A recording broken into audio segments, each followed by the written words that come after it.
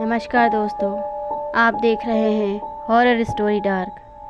चलिए आज की कहानी की ओर बढ़ते हैं। एक बार राजस्थान में एक छोटा सा गांव था। गांव के बाहर एक बहुत पुराना इमली का पेड़ था। उस इमली के पेड़ के आसपास कोई नहीं जाता था। गांव के बाहर एक संयुक्त परिवार रहता था, जिनका घर इमली के पेड़ के पास ही था। लेकिन उस परिवार के लोग भी इस पेड़ के आसपास नहीं जाते थे और परिवार के मुखिया ने भी सब बच्चों को उस इमली के पेड़ के आसपास जाने के लिए मना कर रखा था। परिवार में छोटे बड़े लगभग 10 बच्चे थे। एक दिन घर के लोग किसी काम से बाहर चले जाते हैं और बच्चे घर पर अकेले थे। दोपहर का समय था।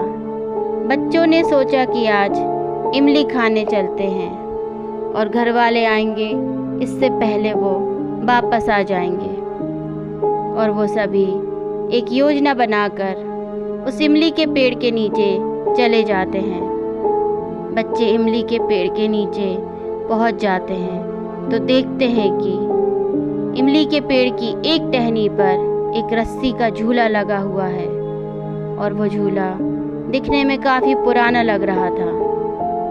एक 5 साल का बच्चा अजय भागकर उस झूले पर बैठ जाता है और बाकी सभी बच्चे इमली के पेड़ पर चढ़कर इमली खाने लगते हैं। तभी पेड़ पर चढ़ी आरती नाम की बच्ची को अचानक से अपने चेहरे के सामने एक औरत का चेहरा नज़र आता है, जिसका चेहरा एक तरफ से जला हुआ था और वो बहुत गुस्से से आरती को देख रही थी। उसको देखते ही आरती ज़ोर से चिल्लाकर ज़मीन पर गिर जाती है। सभी बच्चे भी डर जाते हैं। सभी बच्चे आरती को उठाकर पूछते हैं कि क्या हुआ, लेकिन आरती बहुत डरी हुई थी और बार बार ऊपर पेड़ की तरफ देख रही थी, लेकिन उसको कुछ नज़र नहीं आ रहा था और वो तेज़ी से अपने घर की तरफ भागती है। बाकी सभी बच्चे भी उसके पीछे पीछे वापस अपने घर आ जाते हैं। सभी बच्चे बहुत डरे हुए थे और सभी बच्चों ने फैसला किया कि घर वालों को कुछ नहीं बताएंगे। रात को आरती को बहुत तेज़ बुखार होता है, जिसके कारण आरती के माता पिता रात को जाग रहे थे। अचानक रात को आरती की आँख खुलती है और ज़ोर ज़ोर से हंसने लगती है। उसके माता पिता को समझ नहीं आ रहा था आरती को क्या हुआ है। परिवार के बाकी लोग भी आरती के कमरे में ही आ जाते हैं। रात को आरती खाना मांगती है तो उसके माता पिता उसको खाना देते हैं। आरती अकेले ही 5 लोगों के बराबर खाना खा जाती है। परिवार के लोग समझ गए कि कुछ तो गड़बड़ है। रात को परिवार के सभी लोग सो जाते हैं। सुबह आरती उठती है तो वो एकदम ठीक थी, लेकिन उसको रात की कोई भी बात याद नहीं थी। घर वालों ने सभी बच्चों को अपने पास बुलाया और पूछा कि तुम कहाँ कहाँ गए थे, तो किसी बच्चे ने कुछ नहीं बताया।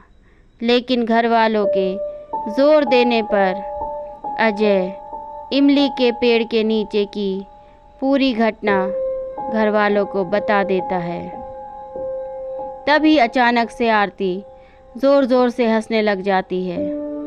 उसकी आँखें ऊपर की ओर चढ़ जाती है और पूरी सफ़ेद दिखाई देने लगती है।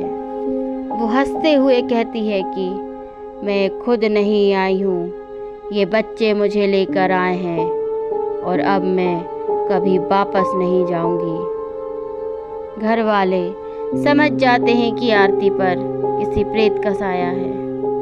उसके बाद आरती उल्टी सीधी हरकतें करने लगती है। कभी पेड़ पर चढ़कर कूद जाती तो कभी घर की छत पर। घर वाले उसको पकड़ते, उनको धक्का मारकर गिरा देती। आरती की उम्र केवल 13 वर्ष थी, लेकिन उसके शरीर में बड़ी औरत जितना बल था और उसकी आवाज़ भी बहुत भारी और किसी और औरत की आवाज़ में बदल गई थी। उसी गांव के एक मंदिर में एक बहुत सिद्ध पुजारी बैठता था। इधर आरती ऐसी ही हरकतें कर रही थी। उधर घर का मुखिया पुजारी के पास पहुंचकर सारी बात बताता है। पुजारी कहते हैं कि जब तक हम घर पहुंचेंगे तब तक वो प्रेत चली जाएगी, इसलिए मैं प्रेत को यहीं से बांध देता हूँ, जिससे वो हमारी मर्ज़ी के बिना भाग नहीं पाएगी। लेकिन उसमें आरती की जान को खतरा है, क्योंकि बंधी हुई प्रेत और भी ज़्यादा खतरनाक होती है। घर का मुखिया पुजारी से कहता है कि जैसा आपको उचित लगता है वैसा करिए। पुजारी आंख बंद करके कोई मंत्र पढ़ता है और थोड़ी देर बाद कहता है कि अब चलो घर, और वो जल्दी जल्दी घर की तरफ चलने लगते हैं। घर पहुंचते तो देखा कि आरती एक पेड़ पर चढ़ी हुई है। उसकी आंखें एकदम सफ़ेद है। आरती ने जैसे ही पुजारी को देखा, वो ज़ोर ज़ोर से चिल्लाने लगी कि छोड़ दे, मुझे क्यों बांध कर रखा है, छोड़ दे, नहीं तो पूरे गांव को खा जाऊंगी। पुजारी बड़े ठंडे स्वर में कहता है कि छोड़ दूंगा, पहले मेरे सवालों का जवाब दो। और पूछता है कि कौन हो तुम? तो आरती कहती है, मैं सहयोगिता हूँ। यहाँ क्यों आई हो? पुजारी ने पूछा। तो आरती कहती है कि मैं नहीं आई, ये बच्चे मुझे लेकर आए हैं। जब मैं इमली खा रही थी तो इस बच्ची ने मेरी इमली छीनकर खा ली थी। पुजारी कहता है कि बच्ची से अनजाने में गलती हुई है, इसको माफ़ कर दे और हमेशा हमेशा के लिए चली जा।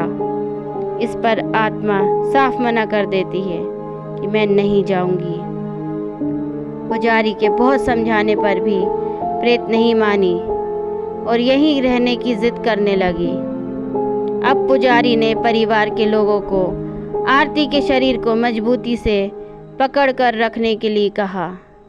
तो 3-4 लोगों ने उस बच्ची के शरीर को बड़ी मुश्किल से पकड़कर काबू में किया।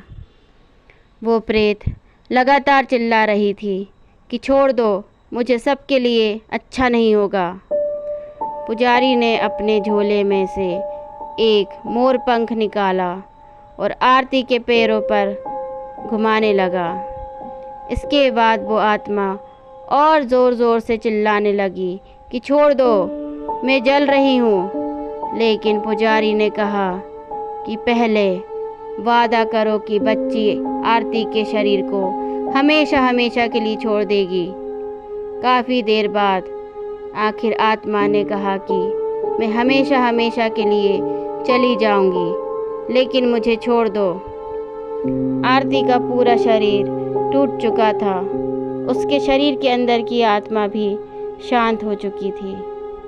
फिर आत्मा कहती है कि मैं इस बच्ची का शरीर हमेशा हमेशा के लिए छोड़ रही हूँ, लेकिन ध्यान रखना, अगर कोई मेरे उस इमली के पेड़ के नीचे आया और मुझे ज़रा सा भी तंग किया तो मैं उसको छोड़ूंगी नहीं। इतना कहकर आरती का शरीर एकदम मरे जैसा ढीला हो जाता है और आरती को होश भी नहीं था। थोड़ी देर बाद आरती की आंखें खुलती हैं और वो अपने माता पिता और सब घर वालों को अच्छे से पहचान रही थी। उस इमली के पेड़ के नीचे एक विवाहित स्त्री सहयोगिता की जलकर मृत्यु हो गई थी। इसके बाद उसकी आत्मा उसी पेड़ पर रहती थी।